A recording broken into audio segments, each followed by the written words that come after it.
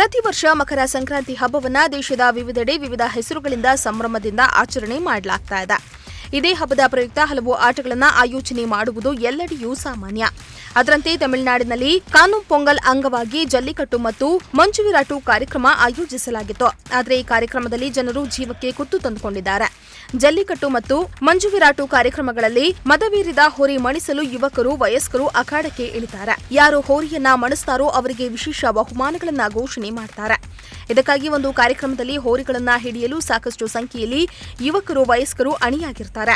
ಹೋರಿ ಕೋಪದಿಂದ ಗುದ್ದಲು ಬಂದರೂ ಅದರ ಭುಜ ಹಿಡಿದು ಹೋರಾಡಲು ಸ್ಪರ್ಧಿಗಳು ಮುಂದಾಗ್ತಾರೆ. ಹೋರಿಗಳನ್ನ ಅಖಾಡಕ್ಕೆ ಇಳಿದವರು ಹಾಗೂ ಪ್ರೇಕ್ಷಕರು, ಮಾಲೀಕರು ಸೇರಿದಂತೆ 7 ಮಂದಿ ಜೀವ ಕಳೆದುಕೊಂಡಿದ್ದಾರೆ.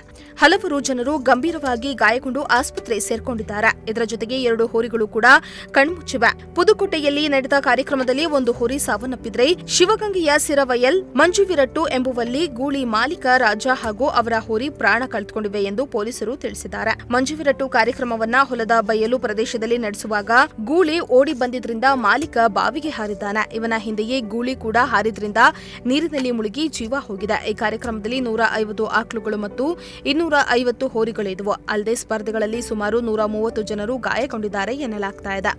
ವಡಿಪಟ್ಟಿ ಬಳಿಯ ಮೆಟ್ಟುಪಟ್ಟಿ ಗ್ರಾಮದಲ್ಲಿ 55 ವರ್ಷದ ಪ್ರೇಕ್ಷಕ ಪಿ. ಪೆರಿಯಸ್ವಾಮಿ ಅವರ ಕುತ್ತಿಗೆಗೆ ಹೋರಿ ಕೊಂಬಿನಿಂದ ತಿವಿದಿರುವುದರಿಂದ ಕಣ್ಮುಚ್ಚಿದ್ದಾರೆ. ಈ ಊರಿನಲ್ಲಿ ಸುಮಾರು 70 ಜನರು ಗಂಭೀರವಾಗಿ ಗಾಯಗೊಂಡಿದ್ದಾರೆ. ಇವರೆಲ್ಲ ಸರ್ಕಾರಿ ಆಸ್ಪತ್ರೆಯಲ್ಲಿ ಚಿಕಿತ್ಸೆ ಪಡೆದಿದ್ದಾರೆ ಎಂದು ಪೊಲೀಸರು ತಿಳಿಸಿದ್ದಾರೆ.